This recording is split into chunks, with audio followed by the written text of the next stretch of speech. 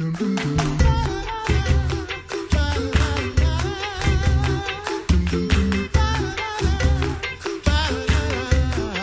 back to the Coffee Hour. I'm Sarah Gulseth. I was all by myself for the first half of today's program, but I got a very special co-host guest by request from our phone guest today. So this is a super special 12-minute episode of the Coffee Hour. I don't know what that actually really means, but we're going to find out, I guess. Yeah, I guess so. We will find it out. I have Pastor William Whedon, host of Thy Strong Word, and LCMS Director of Worship, with me in studio, because it's Monday. Yeah, we get to talk to him, which is going to be fun. I know, and we get to talk to Emmy Wook. Joining me by phone today is Emmy Wook, Director of Music Ministries at Redeemer Lutheran Church in Elmhurst, Illinois, where I used to be a member. So, you know. Oh, I didn't know that. Yeah, that's where we were members when we lived in Chicago. Cool. Yeah, that's how I know her. Oh, I thought you were in college together or something. No, Emmy, I think, didn't you? Oh, no, we were at Concordia at the same time, weren't we? Maybe. Neither of us remember. I don't know. It was so long ago. Yeah, it's like ages and ages ago, right? Yeah. Well, welcome, Emmy. Thanks for joining us. Thanks so much for having me. And I know you've been really busy at like music educator conference this past Yeah, there week. was a conference all weekend long. So. I was seeing a lot of that on Facebook. A lot of like dancing and singing and stuff. Yeah, lots of good stuff. Yeah. So, but we didn't have you on to talk about that. We have you on to talk about the organ and teaching young people how to play the organ. And I would like to know, and I think Pastor Whedon might also want to know, why this is so important for you. Well, for me, I think it's part of my job as music director at Redeemer. Of course, my job is to play organ and do worship planning and choir rehearsals. But a big part of my job is to encourage the young musicians in our parish in whatever instrument they're working on, whether it's piano or, you know, a stringed instrument, or if they're in band, because it's my job to encourage them to use whatever musical gifts God has given them and share that with the congregation. Do you normally work with the kids from starting with piano to organ, or do you actually start kids on organ? And if so, like at what age? Well, it depends. I do teach piano. There are some kids in our congregation who take piano lessons from family members or through school. We have a couple schools in the area that offer piano lessons right during the school day, which is a very convenient option for families. So sometimes I have had students where I taught them piano and at some point switched them over. But I also am pretty in tune with what the kids play. And so if there's a child who plays piano and is taking from somebody else, and I can tell, you know, that they're, you know, really gifted and seem to have, you know, the skills, you know, are about ready to be able to play organ, I have conversations with them and kind of encourage them. Have you ever thought about, you know, might you like to try it? We can just, you know, during the summer when school isn't meeting, you know, just try it for a couple months and see what you think. Because sometimes, you know, children haven't ever thought of playing the organ, and so you have to kind of have those conversations and plant those seeds and get them thinking about it. When did you get hooked on it?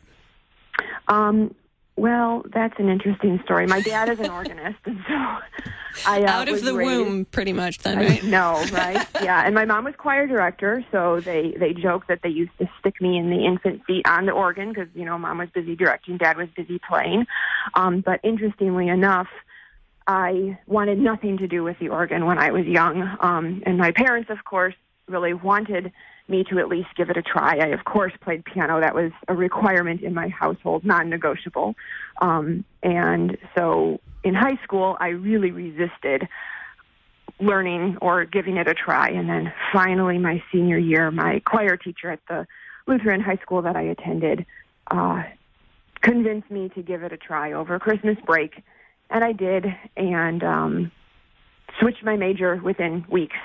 Because I was doing college applications, of course, at the time, and was just so surprised. For me, organ came much more naturally than piano did, and I felt much more at home on the organ bench than the piano bench, and pretty much have stayed on the bench ever since. What is the difference for people that just think that playing the piano is the same thing as playing the organ. What is, I mean, there are probably a lot of differences because I don't play organ. But what are the biggest differences, especially for kids that are learning? Well, I think one of the things I run into with teaching really young children is you have to use different fingerings and you have to approach phrasing very differently. Kids get very used to using the damper pedal on a piano to make their phrases all nice and smooth, and you don't have that on organ. And of course, you have the whole element of adding the pedals, and so then your feet have to learn where all of those notes are. How long does that take? It depends on the student. Again, like for me, it came very quickly because it just felt so natural and just made sense in my brain. But some students take longer than others, and I've had students sit down and, within 6 months feel very comfortable, and I've had other students that it takes a little longer, and they all get there eventually. And they do. They all get there. That's I'm going to hold on to that promise because I'm actually just starting organ lessons. I just had my first one. And I'm like, how do I get these feet to think with my hands? I can't do this. I can't do all these things at once. And who invented this keeping your knees and your heels together? How do you do that? Oh, and it's like fireworks in your brain because all the neurons are firing at the same time. Yeah. It's fabulous. This is really fun today. Holding up to our promises. What are you doing at Redeemer? Do you wear? I've seen some videos on Facebook of some special kids learning how to play organ. But what are you doing at Redeemer to help encourage young people to play the organ? Yeah, so I am so excited about this. About 2 or 3 years ago, I noticed that we had a particularly strong group of middle schoolers who play piano and, play piano in church, and they're involved in choir and different things at church. And I really saw a need to get these kids on the organ bench somehow. But I also realized that, these kids, they're busy and their parents are already paying for piano lessons and band lessons and all of this. And so I had the idea that, wouldn't it be neat if part of what we offer at Redeemer is free organ lessons so that we're helping to train the next generation? Oh, wow. Obviously, giving free piano lessons doesn't make quite as much sense because, then you have 50 million kids and, a lot of kids, try piano for a couple of years and don't stick with it. But my thinking was sort of, if you have a child who is pretty competent at the piano and has shown that they have been very dedicated in their practicing and are serious about their music, at that point, I feel like, well, that's a pretty safe investment, to offer lessons and just kind of see how it goes, especially because, again, these kids are so busy and, lessons are costly. We don't charge children for being in the children's choir to teach them to sing, so why can't we just, as the church, say part of the music director's responsibility is to identify and train young organists in the congregation, and the deal is that the lessons are free so long as they are regularly playing in worship at whatever skill they are at. And so that they know, it's kind of up to the family. I'm more than happy to teach piano or to teach organ on my own time for a fee if they're not wanting to participate in the life of the church. But we're sort of saying, hey, if we, the congregation, are going to carve out some of, our music director's time to teach these kids, then we want them to be using those gifts and skills in the divine service, whether it's playing a pre-service piece or, during the offering or eventually a hymn or part of the liturgy, any more than, the children's choir. The children are learning to sing and they're regularly singing in worship. And so I work with each student then to determine, what is a reasonable expectation for them at the level they're at. And it's been a really wonderful thing. So I got this approved 2 years ago. Last year I had my first student, a freshman in high school, start. It's been a great year, and I have another student who just graduated 8th grade who I'm really hopeful will join. So it's sort of a experimental program. It's obviously very new, but so far I have been really pleased with how it's worked. The families, that I've been working with, both the one I'm teaching and the one that I'm hoping to teach, have been very open to this concept. And the congregation has loved seeing young people play the organ. That's So neat. it's been like a win-win-win for everybody. Yeah, everybody gets so excited watching the growth too. What has the benefit been for both the children in the congregation? Well, the one hasn't started yet. Or you're saying for the children and the congregation. Yes. I meant both children. Okay, sorry. Like, misheard that question. I'm sorry. I think for the children, it's wonderful because not only do they have a teacher, but they have an entire congregation supporting and encouraging and offering, encouragement to them.